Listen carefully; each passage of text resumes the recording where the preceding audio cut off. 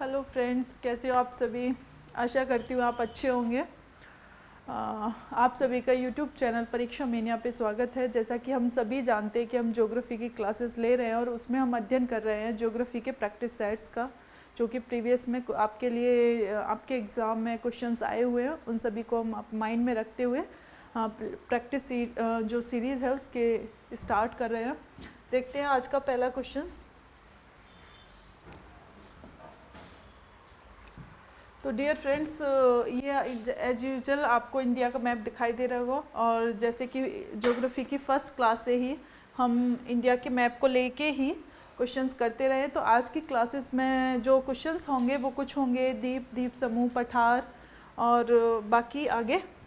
तो इसको थोड़ा सा सरसरी निगाह से देख लीजिएगा। ये आपका इंडिया का मैप है। इसके ईस्ट में है अंडमान निकोबार आइलैंड, ये बे ऑफ बंगाल,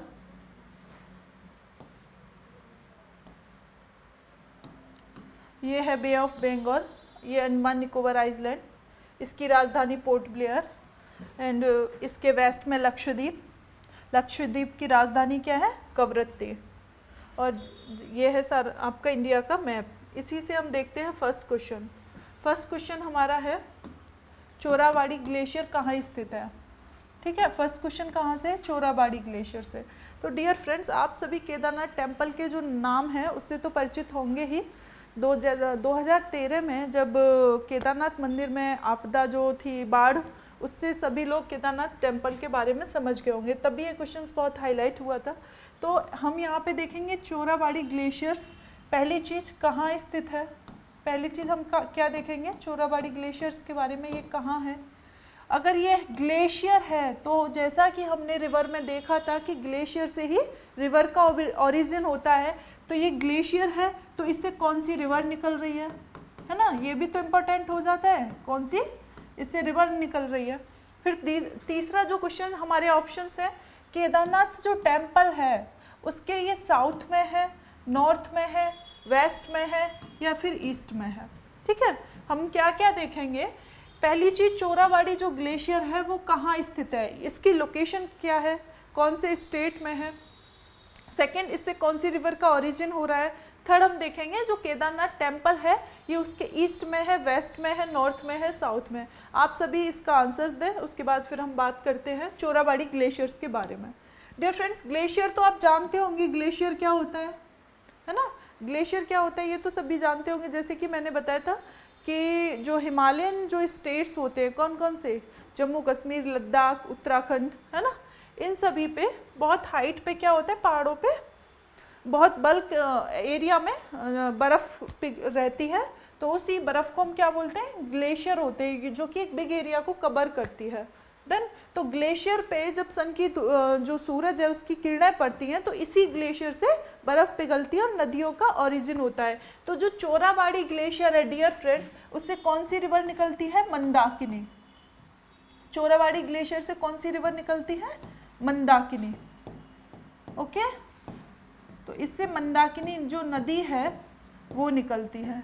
नेक्स्ट, ये कौन से स्टेट में स्थित है। तो चोराबाड़ी जो ग्लेशियर है डियर फ्रेंड्स वो कहाँ पे स्थित है। तो चोराबाड़ी जो ग्लेशियर है वो आपके उत्तराखंड में है। कौन से राज्य में है, उत्तराखंड। चोराबाड़ी जो ग्लेशियर है वो उत्तराखंड में है। ओके, किस राज्य में, ये प्रश्न कुछ इस तरीके से पूछ लेगा कि जो चोराबाड़ी ग्लेशियर है वो किस राज्य में, तो आपका वन लाइनर क्या आंसर हो जाएगा, उत्तराखंड। इससे कौन सी रिवर निकल रही है, तो इससे मंदाकिनी रिवर निकल रही है। डियर फ्रेंड्स, हमने लास्ट क्लास जो की थी, प्रीवियस जो कुछ क्लासेस की थी, उसमें हमने ये भी तो देखा था कि रिवर जो गंगा, हमने कौन कौन सी रिवर्स, जब रिवर वाला सेक्शन देखा था, रिवर वाला जो सेशन किया था, उस सेशन में हमने देखा था गंगा के ओरिजिन। गंगा का जो ओरिजिन होता है वो अलकनंदा और मंदाकिनी के संगम पे से होता है। देवप्रयाग में अलका और मंदाकिनी, अलकनंदा और मंदाकिनी जब मिलती है देवप्रयाग में तो वहाँ से गंगा बनती है। तो जो मंदाकिनी थी, जो मंदाकिनी रिवर थी, उसका ओरिजिन चोराबाड़ी ग्लेशियर से होता है। अगेन अब हम इसके ऑप्शंस देखेंगे। जो चोराबाड़ी ग्लेशियर है वो केदारनाथ के साउथ में है, केदारनाथ के नॉर्थ में है, केदारनाथ के वेस्ट में है या ईस्ट में, यानी कि ये आपका केदारनाथ टेम्पल है। ठीक है, ये क्या है, केदारनाथ टेम्पल। तो जो ये ग्लेशियर है वो इसके ईस्ट में है, ये इसके वेस्ट में है, या फिर इसके नॉर्थ में है, या इसके साउथ में है। ये आंसर पूछ रहा है, ये आंसर पूछ रहा है। तो इमेजिन करिए आप, जब जो बाढ़ आई थी वो उसके नॉर्थ में जो ग्लेशियर्स थे वहाँ वर्स्ट हुआ था ना, वहीं तो बादल फटे थे। तो जो चोरावाड़ी ग्लेशियर है यही क्या हुआ था, वर्स्ट हुआ था। तो इसके नॉर्थ में, नॉर्थ वाला ऑप्शन कहाँ है, ये रहा। अब आपको ये भी पता होगा कि जो केदारनाथ टेम्पल है वो किस रिवर पे है, वो मंदाकिनी। ठीक है, डन, ये भी क्लियर हो गया, ये भी क्लियर हो गया ना। इसी के साथ, और ये कौन से राज्य में है, तो ये उत्तराखंड में है। कौन से राज्य में है, ये उत्तराखंड में। इससे हम आगे स्टार्ट करते हैं नेक्स्ट क्वेश्चन। नेक्स्ट क्वेश्चन हमारा क्या है डियर फ्रेंड्स, आप इसका स्क्रीनशॉट ले लें या फिर नोट डाउन कर लें, आपको जैसे ठीक लगे वैसे कर लें, ठीक है। नेक्स्ट क्वेश्चन हमारा प्रश्न है हमारा कि भारत के जो दक्कन के पठार हैं वो बेसाल्ट निर्मित जो लावा है वो कौन से शैलों से हुआ है। यानी कि जो भारत के दक्कन के पठार पर जो बेसाल्ट निर्मित लावा है वो कौन से शैलों से हुआ है। ऑप्शन ए है क्रिटेशियस, ऑप्शन बी है प्लीस्टोसिन, ऑप्शन सी है कार्बोनिफेरस, ऑप्शन डी है मायोसीन। इसमें से कौन से काल में भारत के जो दक्कन के पठार है वो बेसाल्ट निर्मित लावा से हुए हैं। क्या है, अभी मैंने एक्चुअली ये वाला जो सेशन आपका लास्ट वो जो क्लास में कराया नहीं है, टाइम पीरियड वाला, ये सेशन मैंने बेसाल्ट वाला आपको कराया नहीं है। तो इसको हम नेक्स्ट जब कराएंगे उसके बाद इस क्वेश्चन को अटेम्प्ट करते हैं, है ना। नेक्स्ट हमारा क्वेश्चन क्या है, प्रश्न है मेघालय का पठार। प्रश्न क्या है, मेघालय का जो पठार है ये हमने किया था, मेघालय का पठार किसका भाग है मेघालय। जैसा कि आप जानते हैं डियर फ्रेंड, जो सेशन हम प्रीवियस में करा चुके हैं हम उसी के प्रैक्टिस सीरीज के तौर पे क्वेश्चन आंसर्स कर रहे हैं, डन। तो मेघालय का पठार ये मैंने कराया था जब पठार और पर्वत कराए थे। और मैंने एक बात बताई थी, जैसे कि मैंने जब पेंजिया फर्स्ट डे पेंजिया और पेंथालासा की स्टोरी सुनाई थी, वो हुआ क्या था, एक स्थलखंड का टुकड़ा था, है ना। ये हमारी जो अर्थ थी ये दो भागों में डिवाइड हुई, है ना, नॉर्थ और साउथ। और यहाँ साउथ वाले पार्ट ही हमारा क्या है, इसको जो गोंडवाना लैंड बोले थे, इसी से हमारा इंडिया जो है उसका ओरिजिन हुआ। और इंडिया का ये बोल रहा है मेघालय, जैसे इससे टूट के इंडिया बना था वैसे ही जो इंडिया का जो नॉर्थ ईस्ट वाला पार्ट है ना डियर फ्रेंड्स, ये कौन से जो 7 सिस्टर्स हैं ये, वो इससे इंडिया से अलग हो गए। तो यहाँ पे मेघालय कहाँ है, यहाँ है। मेघालय कहाँ है, यहाँ है। तो जो मेघालय का पठार है वो किसका भाग था, जो मेघालय का पठार है वो प्रायद्वीप का ही तो भाग था। दोबारा से और बताऊंगी मैं, तुम्हें अगर नहीं समझ में आया करे ना तो बोला करो, पूछा करो, उससे मुझे भी थोड़ा एनर्जी सी रहेगा कि हाँ कोई है। प्रश्न बोल रहा है कि मेघालय का पठार है वो किसका भाग है ना। तो आपके माइंड में जो भी क्वेश्चन आए वो पूछा करो। तो मेघालय का जो पठार है वो किसका भाग है। मैंने डियर फ्रेंड्स फर्स्ट क्लास में एक स्टोरी सुनाई थी पेंजिया और पेंथालासा की, और बताया था कि एक बृहद जो खंड था उसी से हमारा इंडिया अलग होके धीरे धीरे, एक प्रश्न हमने देखा था अलग होके बन गया था। जैसे उस बृहद खंड से इंडिया बना था वैसे ही इंडिया में जो नॉर्थ ईस्ट वाला जो पार्ट हमें अलग दिखाई देता है ना, वो धीरे धीरे इसी का मेन हिस्सा है। लेकिन वो धीरे धीरे टाइम के अकॉर्डिंग, क्योंकि आज से करोड़ों वर्ष पहले की बातें हैं, तो जो मेघालय यहाँ पे है नॉर्थ ईस्ट में हमने पढ़ा था ना मेघालय, इतना तो पता है ना। तो मेघालय हमने पढ़ा था यहाँ पे, कहाँ पढ़ा था, असम के जस्ट नीचे। तो जो ये मेघालय है वो पहले प्रायद्वीपीय भारत का ही पार्ट था। प्रायद्वीपीय भारत का मतलब है ये वाला जो भारत है इसी का पार्ट था। जब टाइम के अकॉर्डिंग क्या हुआ था, मालदा गैप भ्रंशन हुआ था, उससे कि धीरे धीरे किधर शिफ्ट हो गया है, इधर शिफ्ट हो गया है। तो प्रश्न क्या बोल रहा है कि मेघालय का जो पठार है वो किसका पार्ट है, क्या वो हिमालयन श्रेणी का पार्ट है। ऑप्शन बी बोल रहा है क्या ये पूर्वी घाट का पार्ट है। ऑप्शन सी बोल रहा है सतपुड़ा रेंज का पार्ट है। ऑप्शन डी बोल रहा है प्रायद्वीपीय। तो इसका आंसर क्या होगा, ऑप्शन बी, ये प्रायद्वीपीय भारत का है। लगने में क्या लगेगा कि ये सतपुड़ा का हो सकता है, बिकॉज इसके नियरेस्ट हम देखें तो सतपुड़ा रेंज है। इसको मैं मैप में समझाऊँ आपको।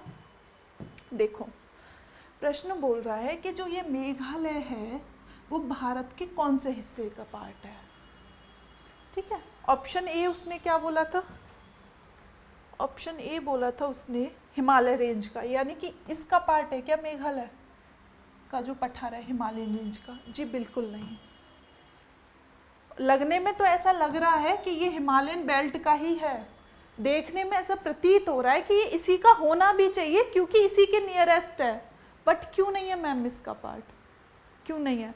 है ना, ऑप्शन बी हम सब सारे क्वेश्चन को क्रॉस करेंगे, ठीक है। फिर से ऑप्शन बी है, क्या ये प्रायद्वीपीय खंड का, प्रायद्वीपीय भारत हम इस वाले भारत को बोलते हैं जो साउथ हो, यहाँ तक जो साउथ वाला पार्ट होता है ना, इसको क्या बोलते हैं हम? प्रायद्वीपीय भारत।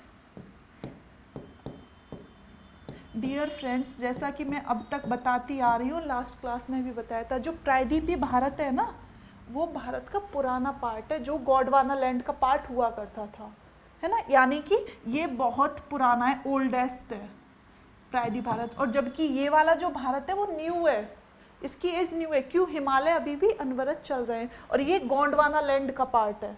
तो जो भारत आपको दिखाई दे रहा है, पहले ये इसका पार्ट इतना था और ये वाला जो भारत है वो उसका हिस्सा था, जो गोंडवाना लैंड टूटा था, पेंजी और पेंथलासा की स्टोरी में जो टूटा था वो ये वाला पार्ट है, ये वाला नहीं है। और जो मेघालय का पठार है ना, वो बहुत पुराना है, वो इसी का पार्ट है। ये धीरे धीरे अभी भी भारत का उत्तर की तरफ विस्तार हो रहा है। मैंने प्रीवियस में भी क्वेश्चन कराया था, भारत का विस्तार किधर हो रहा है? उत्तर दिशा की तरफ हो रहा है कि नहीं? उसी उत्तर दिशा के क्रम में ही ये वाला पार्ट इससे टूट के अलग हो गए और यहाँ मालदा गैप बन गया था, भ्रंशन। और जबकि जो हिमालय है वो तो प्लेट टेक्टोनिक थ्योरी के अनुसार अभी भी बन रहा है, ये न्यू एज है, ये इसका पार्ट नहीं है। तो ये आपको ध्यान है, ये किसका पार्ट है? ये प्रायद्वीपीय भारत का पार्ट है। डन। अब क्वेश्चन समझ में आया? क्वेश्चन आंसर समझ में आ रहा है? नेक्स्ट प्रश्न बोल रहा है कि जो अरावली है और विंध्य, इसके बीच में कौन सा पठार स्थित है?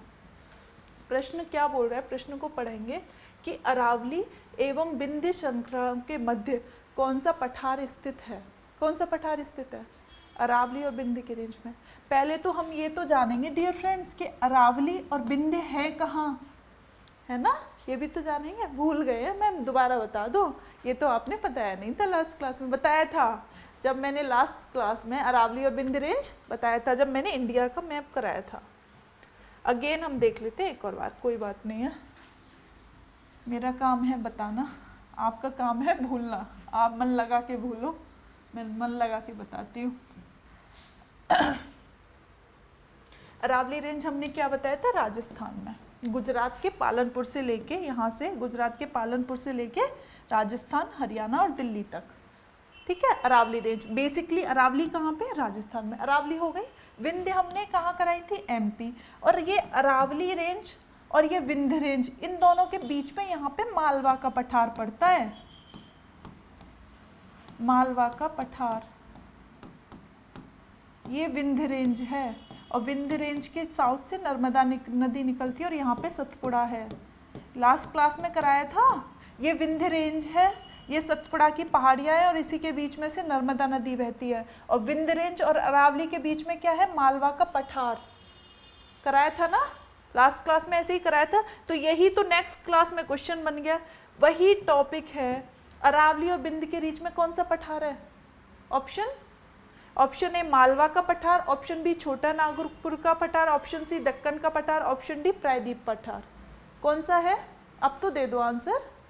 अभी बताया ना, क्या बताया? मालवा का पठार, ठीक है। अरावली और विंध्य के बीच में मैंने बताया अरावली रेंज ये है और विंध्य रेंज ये है, और इन दोनों के बीच में यहाँ पे मालवा का पठार पड़ता है, मालवा का पठार पड़ता है। विंध्य रेंज ये रही। छोटा नागपुर के पठार किसके लिए फेमस है? अक्सर प्रश्न पूछा जाता है, छोटा नागपुर का पठार ये कहाँ पे स्थित है? छोटा नागपुर का पठार छत्तीसगढ़, झारखंड और वेस्ट बंगाल के ट्रायंगल पे छोटा नागपुर किसके लिए फेमस है? खनिज सोर्स के लिए, खनिज संसाधनों के लिए। छोटा नागपुर का पठार खनिजों की पेटी या फिर खनिजों का भंडार बोलते हैं इसको, छोटा नागपुर का पठार, क्योंकि यहाँ पे बहुत ज़्यादा मात्रा में भारत की जो खनिज सबसे ज़्यादा पाए जाते हैं वो छोटा नागपुर पठार में ही पाए जाते हैं। सबसे ज़्यादा मिनरल्स कहाँ मिलते हैं? छोटा नागपुर के पठार में। प्रायद्वीप पठार मैंने अभी बताया ना, भारत का जो सदर्न पार्ट होता है यहाँ तक, इसे क्या बोलते हैं? प्रायद्वीप का पठार, है ना। दक्कन का पठार, जो प्रायद्वीप का पठार पूरे को बोलते हैं और दक्कन का पठार इसमें से बीच वाले को बोलते हैं, ठीक है। तो छोटा नागपुर का पठार खनिजों की पेटी, खनिजों का भंडार, है ना। भारत का पैटागोनिया, इसको बोलते हैं छोटा नागपुर के पठार। अक्सर प्रश्न पूछे जाते हैं, तो ये आपको याद रहेगा। अरावली और विंध्य के रेंज के बीच में कौन सा पठार है? मालवा का पठार। कौन सा पठार है? मालवा का पठार। अगेन नेक्स्ट क्वेश्चन,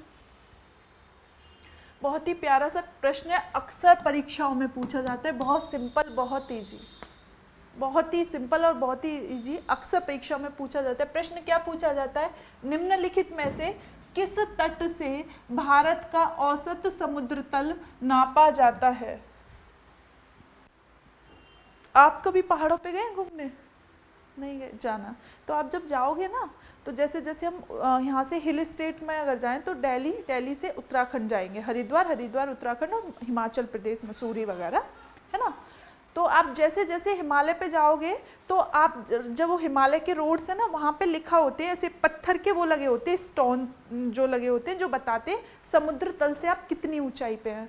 तो वो जैसे अगर आप जाते हो लाइक मसूरी, तो वो बोलेगा समुद्र तल से फला ऊंचाई पे, है ना, 6000 मीटर, 500 मीटर, 700 मीटर, आप 800 मीटर, इस तरीके से बताएगा। तो जो समुद्र तल नापा जा रहा है, भारत से ऊंचाई जो समुद्र तल नापा जा रहा है, तो वो कहाँ से नापा जाता है? प्रश्न पूछ रहा है कि किस तट से भारत का औसत समुद्र तल नापा जाता है। आप वहाँ पहुँच गए, मसूरी पहुँच गए, मनाली पहुँच गए, तो आप कितनी ऊंचाई पे, कितनी हाइट पे हैं? कहाँ से? समुद्र तल से। तो समुद्र तल नापा कहाँ से जाएगा? क्यों? क्योंकि हमने देखा है मैम, समुद्र तल तो यहाँ भी होता है, रामेश्वरम में, गोवा में भी होता है, महाराष्ट्र में भी होता है, तो हम नापेंगे कहाँ से? चेन्नई भी, यहाँ भी होता है, आंध्रा भी होता है, यहाँ भी समुद्र तल होता है, यहाँ भी। आप कहाँ से नापोगे समुद्र तल? कहाँ से नापोगे? कितनी हाइट पे हो आप? बताओ आंसर। तो ऑप्शन ए बोल रहा है कि आप मुंबई से नापोगे। एवरेज का मतलब है भारत का कोई एक ऐसा पॉइंट चुन लेना जहां से आप कहीं भी किसी भी छोर पे चले जाओ, आप बोलोगे इतनी हाइट है। कौन सा है? मुंबई से नापोगे, ऑप्शन बी चेन्नई से नापोगे, ऑप्शन डी विशाखापट्टनम से नापोगे, कि कोचीन से नापोगे? कहाँ से आप नापोगे भारत का समुद्र तल? बताओ आंसर दो। क्या? मुंबई? गलत। कोचीन? गलत। हाँ, विशाखापट्टनम भी बोल लो कोई। ऑप्शन बी चेन्नई, ठीक है। तो भारत का जो हम समुद्र तल नापते हैं कि हम कितनी हाइट पे जा रहे हैं, अब यहाँ से चेन्नई से नापते हैं, फिर आप चाहे खारदुंग पास पहुंच जाओ, लद्दाख, ले लद्दाख में, है ना, तो वो हाइट आपकी कहाँ से नापी जाएगी? आप कितनी हाइट पे हैं? जैसे माउंट एवरेस्ट की आप चढ़ाई कर रहे हैं ना, तो माउंट एवरेस्ट कितनी ऊंचाई? 8848 मीटर हाइट हो गई। तो वो जो हाइट है वो कहाँ से आपने नापी है? वो चेन्नई से ही नापी है, ठीक है। तो जो हमारा औसत समुद्र तल है वो कहाँ से नापा जाता है? चेन्नई से। इस क्वेश्चन को भूलना मत, क्योंकि ये very very most important question है आपके बेसिक नॉलेज के लिए। केवल आपको एग्जाम क्वालिफाई नहीं करना है, एग्जाम के साथ साथ आपको बेसिक नॉलेज भी होनी चाहिए, है ना। अब आप जब भी हिल एरिया पे देखना, तो आप देखना वो आपको स्टोन लिखे मिलेंगे कि समुद्र तल से इतनी ऊंचाई पर, ठीक है। तो वो समुद्र तल जो है वो चेन्नई से ही नापा जाता है। Done. Next question. Next question क्या बोल रहा है कि भारत के प्रादेशिक जो जल क्षेत्र है उसका विस्तार कहाँ तक है। इस प्रश्न को पहले समझना है और फिर इसका आंसर देना है। पहले तो प्रश्न ही समझ लो, प्रश्न कह क्या रहा है, आप इससे क्या समझ रहे हो। भारत के प्रादेशिक जल क्षेत्र का विस्तार है, कितना है? ये तो ऑप्शन, ये तो आंसर्स पे तो हम डिस्कस करेंगे ही, आंसर्स जानना ही तो है, लेकिन पहले प्रश्न भी तो समझो, प्रश्न कह क्या रहा है। क्या बोल रहा है? भारत के जो प्रादेशिक जल क्षेत्र है, प्रादेशिक का मतलब है उसका जो अपना एरिया है, किसका? वाटर का, उसका वो कहाँ तक उसका एरिया है, पानी में उसका एरिया कहाँ तक है। प्रश्न क्या बोल रहा है? अगर हम इंडिया की बात करें, ये इंडिया है, तो इसके जो समुद्री सीमा है वो बोल रहा है जो जल क्षेत्र में उसका कितना एरिया है भारत का। ऐसा थोड़ी ना है कि भारत अगर इंडिया अगर ये है, इंडिया का मैप, तो हमारी सीमा यहीं तक है, ये तो स्थलीय सीमा है डियर, समुद्री सीमा भी तो होती है हमारी, वही की बात कर रहा है कि उसका जल क्षेत्र कहाँ तक है। 12। कैसे? ठीक है, इसको समझेंगे, है ना, इसको हम पहले समझेंगे। देखो डियर फ्रेंड्स, ये जो हमारी सीमा होती है ना, ये होती है हमारी स्थलीय सीमा। ये है, बोलते हैं इसको समुद्री सीमा, लेकिन अंदर से तो ये इसकी स्थलीय सीमा हो गई ना, है ना। अब ये थोड़ी ना है कि हमारा जो लिमिटेशन है वो यहीं तक है, लेकिन चूंकि हमारे कोस्टल एरिया है तो हमारी इसके आगे भी तो कुछ हमारी अपनी बाउंड्रीज होंगी। तो इस एरिया से अंदर हम इसको बोलते हैं आधार रेखा, इसको हम क्या बोलते हैं, बेस लाइन, इसको हम बोलते हैं बेस लाइन, ठीक है। आधार रेखा हिंदी में से क्या बोलते हैं, आधार रेखा।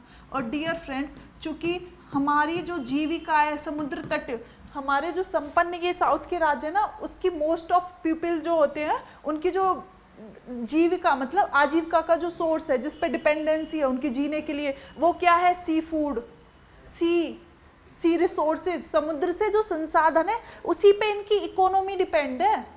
इनके जो खाने और खजाने हैं वो समुद्र से ही चलते हैं मोस्ट ऑफ। तो इनके समुद्र में भी तो कुछ बाउंड्री होगी, जो इनके रिसोर्सेज होंगे, इकोनॉमी किससे चल रही है, समुद्र से। तो डियर फ्रेंड्स, इसलिए हमारे जो जितने भी देश होते हैं उनकी समुद्र रेखा तय कर दी गई है। तो भारत की जो समुद्र रेखा है, इट मीन्स 12 समुद्री मील तक, कहाँ तक, 12 समुद्री मील तक भारत के अपने रिसोर्सेज हैं। समुद्र में 12 समुद्री मील, जो हम समुद्री माइल्स को नापते हैं वो समुद्री मील से नापेंगे। तो इसका मतलब है कि यहाँ से 12 समुद्री माइल तक जो भी अपना कंट्री होगा उसकी अपनी बाउंड्रीज होंगी। इसमें इस एरिया में जो भी समुद्री संसाधन होंगे वो उस देश के होंगे पर्टिकुलर, ठीक है। और इससे आगे 200 समुद्री माइल तक इसको बोलते हैं EEZ, 200 समुद्री माइल तक क्या बोलते हैं, EEZ, EEZ। इसमें वैज्ञानिक और अनुसंधान होते हैं, रिसोर्सेज जो भी होते हैं ना, वैज्ञानिक और अनुसंधान होते हैं। और 200 समुद्री माइल के बाद जो बाउंड्री होती है वो सबकी होती है, ठीक है, वो किसकी होती है, समुद्री। तो जो प्रादेशिक जो सीमा है वो समुद्री 12 समुद्री मील, ठीक है। प्रश्न जो पूछ रहा था वो क्या पूछ रहा था,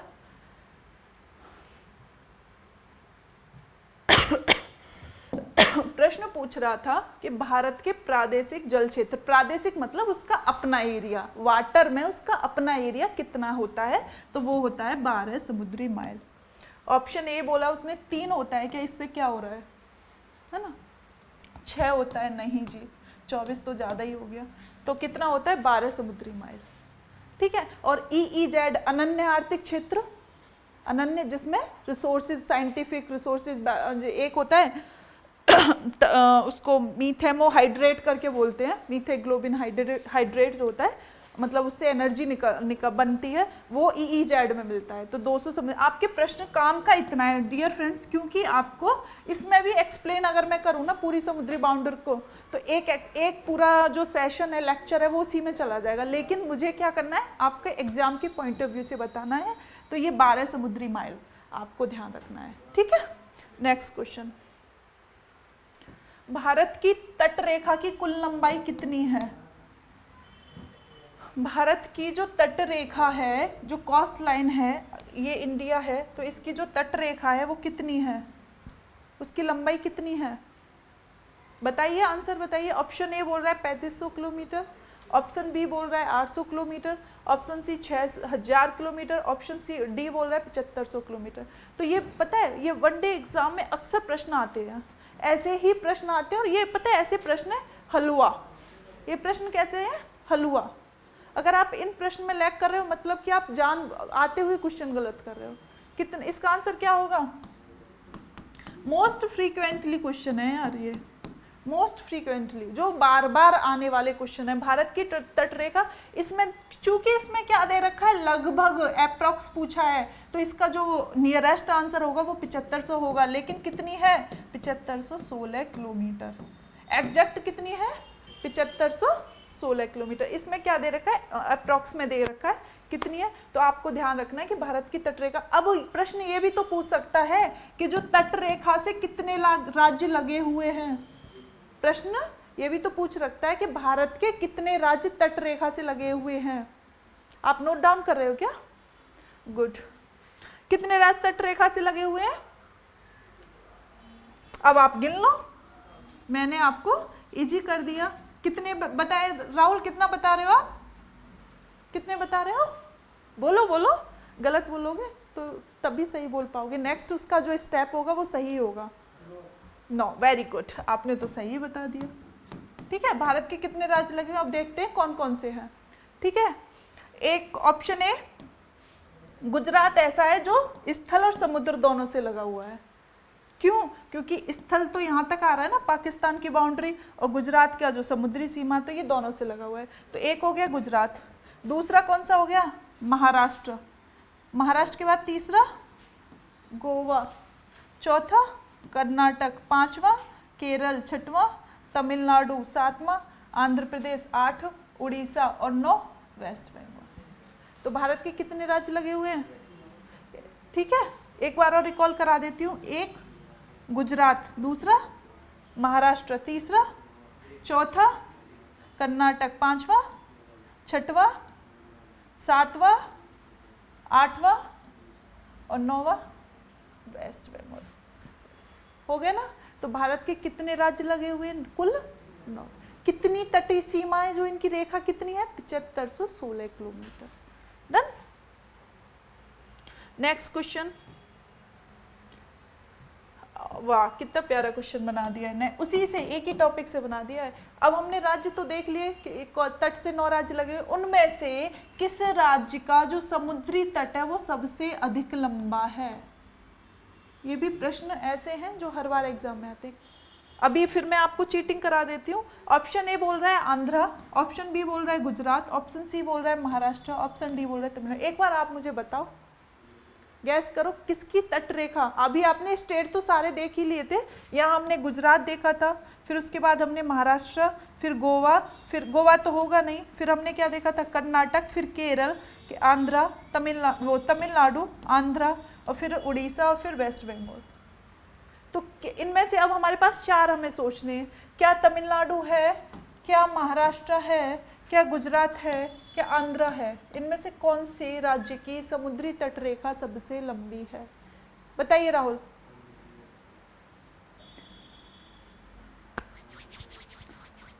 आंध्र प्रदेश की नहीं है डियर। इसमें से अच्छा, आप अगर मैं आपको मैप दिखाऊं तो क्या पहचान लोगे किसकी तटीय सीमा सबसे लंबी है? बताओ। आप क्या बता रहे थे? आंध्र प्रदेश, हाँ, गुजरात। वेरी गुड, क्या बात है, वेरी गुड। कुछ याद आया गुजरात से? जब मैंने लेक्चर फर्स्ट में वो डिस्कशन कराया था, मतलब जो डिस्कशन क्लास थी, मैंने वो बताया था भारत के कौन से जो पड़ोसी देश है जिसकी सीमा सबसे लंबी है, तो हमने क्या बताया था? बांग्लादेश। क्यों? रीजन बताया। बांग्लादेश क्यों है, चाइना क्यों नहीं है, या फिर पाकिस्तान क्यों नहीं है? क्यों? बांग्लादेश दिखने में, क्योंकि मोल्ड है तो इस वजह से ये छोटा लग रहा है। ठीक है, लेकिन इसी बॉर्डर लाइन को मैं ऐसे इसको खींच के यूं उठा के यूं कर दूं तो ये सबसे बड़ी है। Same as it is Gujarat है। गुजरात दिखने में भले ही छोटी लग रही है, लेकिन ये जो टेढ़ी मेढ़ी है, जिगजैग है, इसकी जो बाउंड्री है वो कैसी है? जिगजैग है। इसको मैं खोल के ऐसे खींच के दिखाऊं तो ये बड़ी हो जाएगी। तो आपको ध्यान रखें, पड़ोसी देशों की बात हो तो बांग्लादेश की सबसे लंबी सीमा है, और राज्य की बात हो तो गुजरात की जो तटीय सीमा है वो सबसे लंबी है। गुजरात के बाद सेकंड नंबर पे है आंध्रा।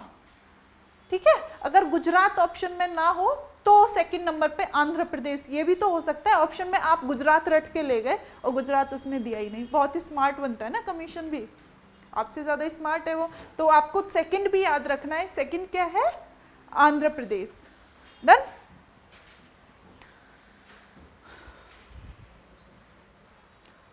समझ में आ रहा है प्रशांत? समझ में आ रहा है ना?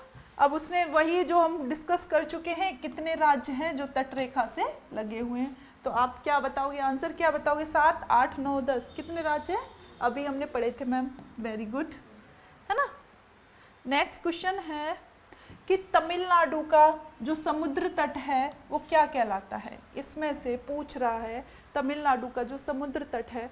जैसे कि डियर फ्रेंड्स, मैंने आपको, अगर ये हो गया हमारा इंडिया, साउथ इंडिया, ठीक है, तो ये वाला मैंने बताया था आपको मालाबार तट जो केरल का तट है ना। यहाँ तक, लेकिन अगर हम इसके ऊपर की बात करें तो ये दूसरा हो जाए। ऐसे ही ये केवल तमिलनाडु की पूछ रहा है, तो तमिलनाडु के तट को क्या बोलते हैं? कोरोमंडल तट। तमिलनाडु को क्या बोलते हैं? कोरोमंडल तट। कोरोमंडल तट, ठीक है। तो तमिलनाडु का समुद्र तट क्या कहलाता है? ये वाला याद रखना है। अभी तो इस प्रश्न ने ये पूछ लिया, अगली बार तो ये भी तो पूछ सकता है, जो केरल का है वो तट क्या कहलाता है? तो आपको ये भी लिखना है कि मालाबार तट।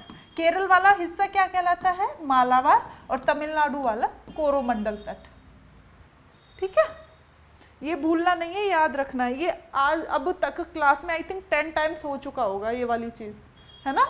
जब मैं कोई भी क्वेश्चन या कॉन्सेप्ट डिस्कस करती हूँ तो ये जरूर बताती हूँ कि ये होता है कोरोमंडल तट। पूर्वी घाट को हम कोरोमंडल तट बोलते हैं और पश्चिमी घाट को हम मालाबार तट बोलते हैं। तो वही उसने प्रश्न बना दिया कि जो तमिलनाडु का समुद्र तट है वो कोरोमंडल तट कहलाता है। और ये मालाबार कौन सा हो जाएगा? ये वाला। उत्तरी सरकार, सिरकार जो लिखा है ना, इसको बोलते हैं उत्तरी सरकार, ठीक है, उत्तरी सरकार। तो यहाँ तक तो आता है डियर फ्रेंड्स तमिलनाडु, और आंध्रा और पश्चिम बंगाल इसे बोलते हैं उत्तरी सरकार तट, और इसके ऊपर वाला होता है कोंकण तट। तो ये चारों तट अब पता हो गए ना आपको। और बताओ, क्लियर है प्रशांत? आप इंडिया का अगेन मैं इजी वे में आप क्या करो, आपको फिर ना ये चारों में से कोई भी पूछे आप चारों बता दोगे। देखो हमने भारत के मैप में इस तरीके से देखे, ये पूर्वी घाट होता है, ये पश्चिमी घाट होता है। अब पश्चिमी घाट में यहाँ तक जो केरल का तट होता है इसको बोलते हैं मालाबार तट, ठीक है। और ये जो तट होता है इसको बोलते हैं कोंकण तट, ठीक है, कोंकण तट। ये वाला जो तट होता है तमिलनाडु का, इसे क्या बोला था? कोरोमंडल तट, कोरोमंडल तट। और ये वाला जो तट होता है इसको क्या बोलते हैं? कोंकण, सॉरी उत्तरी सरकार। कोंकण उधर हो गया, ये उत्तरी सरकार है। जिसे ऑप्शन में सिरकार लिखा है ना, उसे उत्तरी सरकार। तो ये चारों तट आपके क्लियर हो गए। अब वो चारों में से कैसे भी पूछे आपको याद होगा। ऑप्शन ए उसमें क्या दे रखा था? उत्तरी सरकार तट। तो उत्तरी सरकार कहाँ है? उड़ीसा, आंध्रा। फिर ऑप्शन बी उसने दे रखा था कोंकण कहाँ है? मुंबई वाला, महाराष्ट्र। ऑप्शन सी मालाबार, मालाबार कहाँ है? केरल। Option D Coromandel. तो चारों तट आपको पता हो गए। अब कैसे भी क्वेश्चन बनाए आप नेक्स्ट टाइम याद कर लोगे ना, स्क्रीनशॉट ले लो, नोट डाउन कर लो, जैसा आपको इजी लगे वैसा कर लो।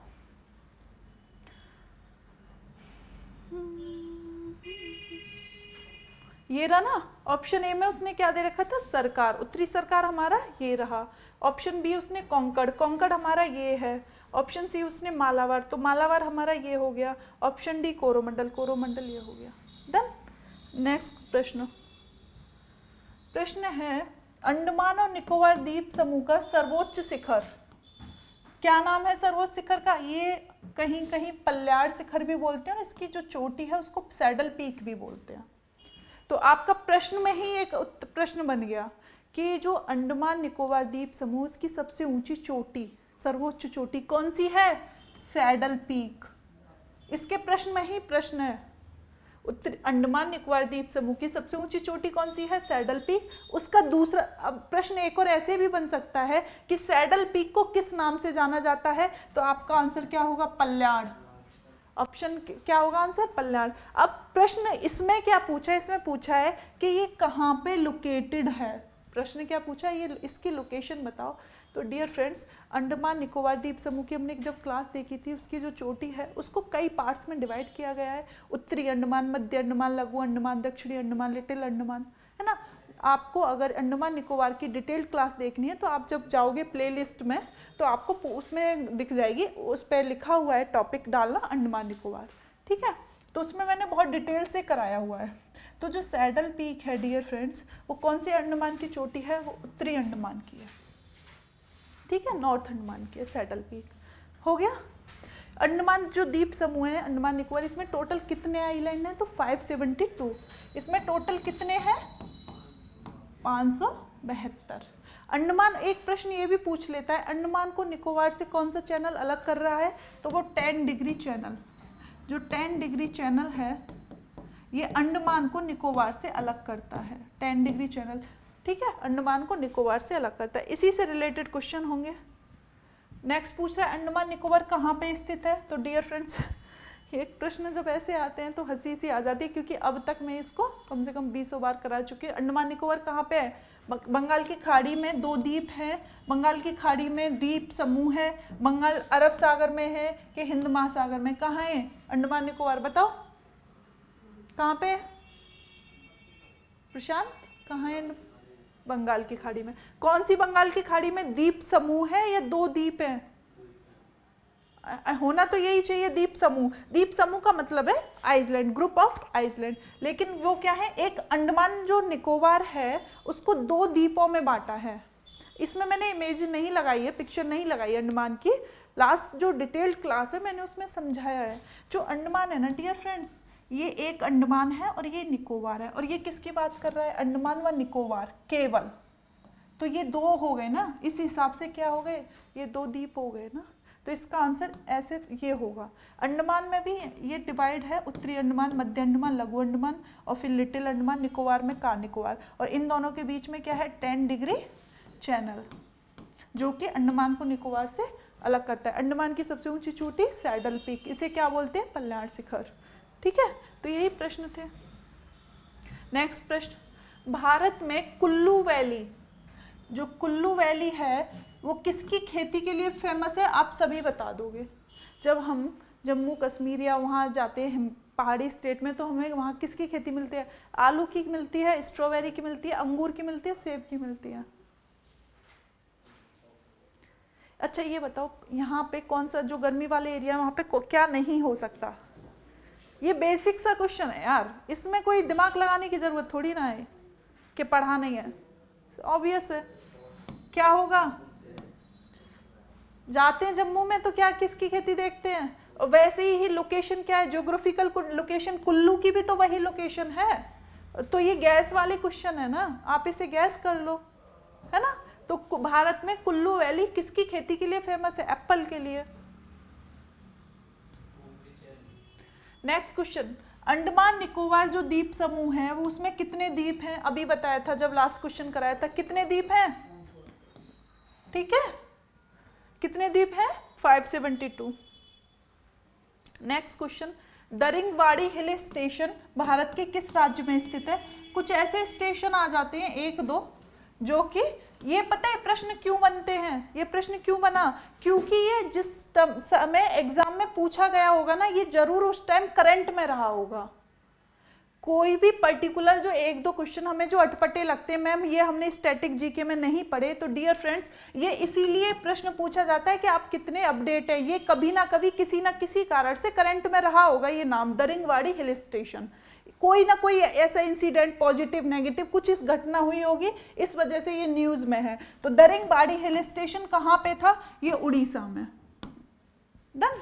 आपका काम है कि आप जो कोर जीके है उसको तैयार कर लो, इन प्रश्नों के पीछे मत भागने की कोशिश करना, अगर इनके पीछे भागोगे तो आपकी जीके भी हो जाएगी। बाकी 1-2 प्रश्न अगर ऐसे आते हैं तो मैं उनको करा दूंगी, अगर वो प्रीवियस में से रिपीट करता है तो मैं करा दूंगी, है ना।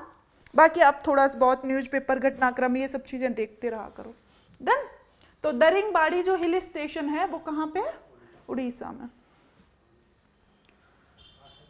नेक्स्ट क्वेश्चन, मैं इसको करा चुकी हूं। प्रश्न क्या बोल रहा है, 10 डिग्री चैनल, अब आप दोगे इसका आंसर कहां पे। ऑप्शन ए अंडमान को निकोबार से अलग करता है, ऑप्शन बी अंडमान को म्यांमार से अलग करता है, ऑप्शन सी भारत को श्रीलंका से अलग करता है, ऑप्शन डी लक्षद्वीप को मालदीव से अलग करता है। अंडमान को निकोबार से, तो जो 10 डिग्री चैनल है वो अंडमान को निकोबार से अलग करता है। 10 डिग्री किसको किसको करता है, अंडमान को निकोबार से। लक्षद्वीप को, अंडमान को म्यांमार से कौन सा अलग कर रहा है, ये इसको बोलते हैं कोको चैनल। कौन सा चैनल है, कोको चैनल, ठीक है। कोको चैनल अंडमान को म्यांमार से अलग करता है, ये कोको द्वीप के नाम पे पड़ा है। 9 डिग्री चैनल जो है लक्षद्वीप को मालदीव से अलग करता है ना। और भारत को श्रीलंका से कौन सा कर रहा है, कौन सा है बताओ, भारत को श्रीलंका से पम्बन ब्रिज का नाम सुना है? पम्बन द्वीप है। और आपने मन्नार की खाड़ी का नाम सुना है? मन्नार की, भारत और श्रीलंका के बीच में ही है ना, वही चीजें हैं। भारत और श्रीलंका के बीच में क्या है? मन्नार की खाड़ी है ना। अवेयर थोड़ा सा रहा करो चीजों को लेके, तो ना आप केवल ये, आपको ये नहीं लगेगा कि हम पढ़ रहे हैं, आपको लगेगा हम इंटरटेन कर रहे हैं, ये चीजें सुनी हुई हैं, न्यूज़पेपर में देखी हुई, इमेजिन देखा करो। पढ़ने का सबसे बेस्ट तरीका है, जैसे बैरन द्वीप दिखाई दिया ना, मेरे लिए पॉसिबल नहीं है ना कि मैं हर प्रश्न के साथ हर इमेज लगाऊं, है ना। तो आपको जैसे ही बैरन द्वीप आपने प्रश्न पढ़ा, आप गूगल पे सर्च करो ये आइलैंड कैसे दिखता है ना। जैसे ही आप इसे देखोगे ये आपके माइंड में परमानेंट सेव हो जाएगा। बैरन द्वीप, बैरन द्वीप क्या है? ये भारत का एकमात्र सक्रिय ज्वालामुखी है। प्रश्न पूछा जाता है कि भारत का एकमात्र सक्रिय ज्वालामुखी, भारत का एकमात्र सक्रिय ज्वालामुखी। तो आप कभी सोच रहे होंगे कि मैम हमारे यहाँ भी ज्वालामुखी होते हैं क्या इंडिया में, है ना। डियर फ्रेंड्स, हैं। कहाँ पे है बैरन द्वीप? ये बंगाल की खाड़ी में। बंगाल की खाड़ी में भी कहाँ पे है? अंडमान निकोबार का पार्ट है। बंगाल की खाड़ी में भी कहाँ है? ये बैरन द्वीप जो है अंडमान निकोबार के नियरेस्ट, अंडमान निकोबार में जो द्वीप समूह है वहाँ है बैरन द्वीप, है ना। तो ये भारत का एकमात्र सक्रिय ज्वालामुखी है। डियर फ्रेंड्स, वो नेक्स्ट क्वेश्चन ये भी तो पूछता है, सक्रिय तो ये हो गया, भारत का कोई ऐसा ज्वालामुखी है जो सुषुप्त है, सोता हुआ? तो वो आप बताओगे हाँ मैम, नारकोंडम जो ज्वालामुखी है भारत में वो सुषुप्त ज्वालामुखी है, ठीक है। तो भारत का एकमात्र सक्रिय ज्वालामुखी तो बैरन द्वीप हो गया। भारत का एकमात्र सुषुप्त जो अभी सो रहा है, कभी भी जग सकता है ना, कभी भी जग सकता है, तो वो कौन सा है? नारकोंडम। अच्छा, ये है कहाँ? तो वही पूछ रहा है, बैरन द्वीप कहाँ स्थित है? बंग में है, अरब सागर में है बैरन द्वीप, है ना। या भूमध्य सागर में तो होगा नहीं, चाइना सी में होगा नहीं। ये बंग मुझे समझ में नहीं आ रहा है, ये प्रश्न हो सकता है मिस्टेक, टेक्निकल एरर हो या क्या हो, ये मुझे प्रश्न के जो ऑप्शन के आंसर्स हैं वो मुझे समझ में नहीं है। अगर ये होते हैं तो इसका आंसर क्या होगा? अरब सागर में। एक बार और चेक कर लेना, ठीक है। बैरन द्वीप कहाँ पे स्थित है? अरब सी में। एक बार और चेक कर लेना। ये बंग का मतलब क्या है मुझे नहीं समझ में आ रहा है, एक बार मैं देख लूंगी। लास्ट जो नेक्स्ट सेशन होगा उसमें आपको इसका आंसर एग्जैक्ट बता दिया जाएगा, पर ये इससे रिलेटेड क्वेश्चंस हैं, ये इससे रिलेटेड क्वेश्चंस है, ठीक है। एक बार इस पे और देख लिया जाएगा। नेक्स्ट क्वेश्चन क्या है? भारत के पश्चिमी तटीय मैदान, भारत के पश्चिमी तटीय मैदान के उत्तरी भाग को, डियर फ्रेंड्स, मैंने जब लास्ट क्वेश्चन कराया अभी इससे पहले, तो क्या कराया था ना ये प्रश्न? भारत के पश्चिमी तटीय मैदान, यानी कि ये किसकी बात कर रहा है? पश्चिम में जो तटीय मैदान है उसको उत्तरी वाले पार्ट में, यहाँ पे किस नाम से? यहाँ तो हमने बताया था मालाबार, और यहाँ क्या बताया था? कोंकण बताया था ना, कोंकण बताया था ना, कोंकण। तो ये कोंकण कहाँ पे है? ये रहा, ऑप्शन सी। अब प्रशांत ये भी पता हो चल गया होगा ना ये चारों कहाँ पे है? कहाँ पे? कोरोमंडल, ये हो गया कोंकण, इसको क्या बोलेंगे? Malabar, very good. इसको कोरोमंडल, इसको उत्तरी सरकार। मेरे साथ बोलो एक बार, कोंकण, मालाबार, कोरोमंडल और ये उत्तरी सरकार। तो ये चारों हो गए। अब नेक्स्ट टाइम कहीं से कोई भी क्वेश्चन पूछ ले आपको, आप इसका आंसर दे दोगे। नेक्स्ट प्रश्न, श्रीहरिकोटा, वेरी, बहुत ही अच्छा, बहुत ही प्यारा सा, जो इसरो का स्पेस रिसर्च सेंटर है, जो PSLV GSLV लॉन्च होती है, स्पेस में सैटेलाइट जाती है ना, हमें जो कम्युनिकेशन हो रहा है, फ़ोन के सब कनेक्टेड है, नेटवर्क मिल रहा है, किसकी वजह से? सैटेलाइट। और सैटेलाइट जो ऊपर किससे जाती हैं? लॉन्च व्हीकल जो है वो PSLV GSLV कहाँ पे है? श्रीहरिकोटा द्वीप। कहाँ पे श्रीहरिकोटा द्वीप? कहाँ पे है? आंध्र प्रदेश। श्रीहरिकोटा द्वीप कहाँ पे है? आंध्र प्रदेश। तो प्रश्न क्या पूछ रहा है कि जो श्रीहरिकोटा द्वीप है वो कहाँ स्थित है? क्या वो चिल्का लेक के पास है? क्या वो महानदी के मुहाने पे है? क्या वो गोदावरी के मुहाने पे है? या फिर Pulicat? Dear friends, Chilka lake कहाँ पे है? उड़ीसा में। चिल्का लेक कहाँ पे है? उड़ीसा में। तो और ये जो श्रीहरिकोटा हमने पढ़ा आंध्रा, तो ये तो होगा नहीं, होगा नहीं ना। तो श्रीहरिकोटा हमने आंध्रा पढ़ा, और जो पुलिकट लेक है वो आंध्रा और तमिलनाडु के बॉर्डर पे है। प्रश्न केवल ये डायरेक्ट पूछ लेगा कि पुलिकट लेक कहाँ पे स्थित है, तो आप क्या बताओगे? आंध्र प्रदेश और तमिलनाडु के बॉर्डर पे। तमिलनाडु की सीमा पे। और अक्सर प्रश्न और वन एकदम कोर वन लाइनर हो तो इसका आंसर होगा आंध्रा, है ना। तो डियर फ्रेंड्स, अगर ये हमारा कोस्टल एरिया है, ये हमारा आंध्र प्रदेश का जो तट है, तो डियर फ्रेंड्स यहाँ श्रीहरिकोटा है और यहाँ बंगाल की खाड़ी है। और यहाँ से श्रीहरिकोटा में क्या है, इसरो का स्पेस रिसर्च सेंटर। श्रीहरिकोटा में क्या है, इसरो का स्पेस रिसर्च सेंटर। प्रश्न डायरेक्ट ये भी तो पूछ सकता है, प्रश्न क्या पूछेगा, इसरो का स्पेस रिसर्च सेंटर कहाँ है, जो श्रीहरिकोटा है वो आंध्र प्रदेश में, ठीक है, क्या है, आंध्र प्रदेश में। चिल्का लेक कहाँ पे है, उड़ीसा में। डियर फ्रेंड, चिल्का लेक बहुत इंपॉर्टेंट लेक है ना। ये चिल्का लेक जो है वो बहुत इंपॉर्टेंट लेक्स में मैंने कराया था। ये खारे पानी की सबसे बड़ी लैगून लेक है। चिल्का लेक जो है वो खारे पानी की सबसे बड़ी लैगून लेक है, लैगून झील है। लैगून क्या होते हैं वो मैंने डिटेल्ड क्लास में, प्रीवियस क्लास में बहुत अच्छे से, बहुत प्यार से कराया था।